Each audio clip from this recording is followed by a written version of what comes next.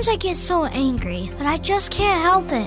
What can I do? You got the first step right, which is admitting you have a problem. Now look to God for help.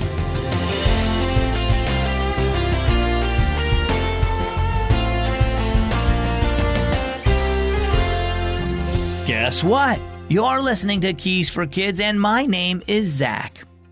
I remember in the 3rd grade, I ran into a math worksheet that I just couldn't solve. See, there were numbers and letters in the problems. It turns out my math teacher gave us homework for the wrong grade. There was no way I was going to answer those questions on my own. Now, one day you'll run into problems that you need help with too.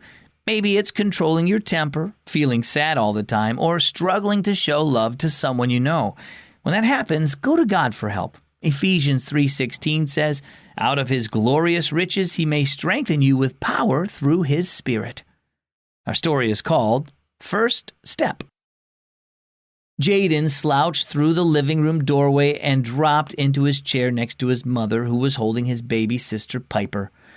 "I have a problem," he said with a sigh. "I'm always losing my temper.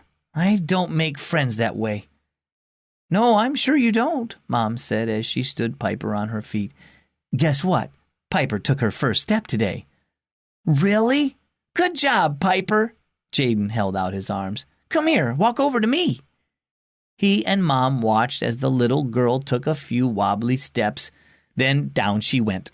Her face puckered, but she crawled to a chair and pulled herself up again. When she tried again, she walked a few more steps before she fell.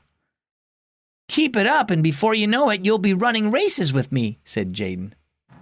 Mom smiled. "You know, Jaden, Piper took her first step today, and I think you took a first step too. You admitted that you have a problem." Jaden sighed. "Yeah, I guess," he said grimly. "Think of it as learning to walk," said Mom. "You had to learn to walk physically, and look how strong your legs are now." Jaden grinned. He loved running.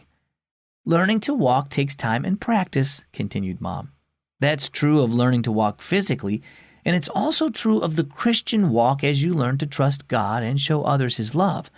When Piper falls, she has to get up, just as you did. And when you fall in your Christian walk, you need to keep working at it."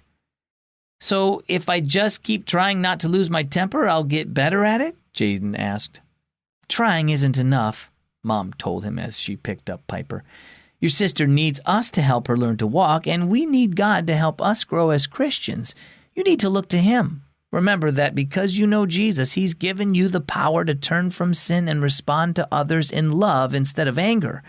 Trust him to give you strength and to help you control your temper, and ask him to forgive you when you don't." Jaden nodded. "Okay." He got up and headed for his room. "I'll trust Jesus to help me."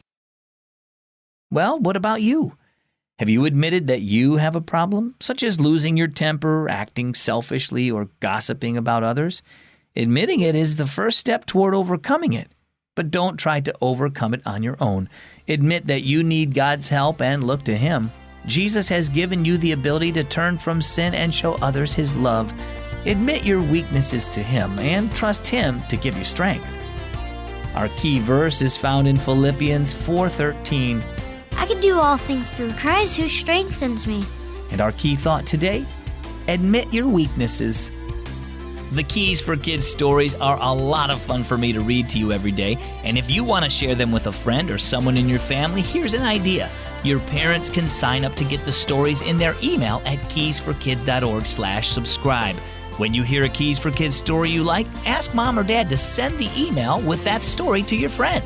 Well, thanks for listening to Keys for Kids. As always, I'm Zach. We'll see you right back here tomorrow.